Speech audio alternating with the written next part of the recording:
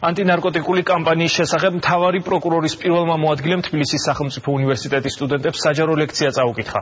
დავით საყვარელიძემ ახალგაზრდებს პროგრამების დეტალები გააცნო და მათ შეკითხვებსაც უპასუხა. სტუდენტებს იუსტიციის სამინისტროს ადმინისტრაციის უფროსიც ესაუბრა. მან ახალგაზრდებს განრიდებისა და მედიაციის პროექტი და ალტერნატიული სასჯელის სხვადასხვა ფორმა გააცნო.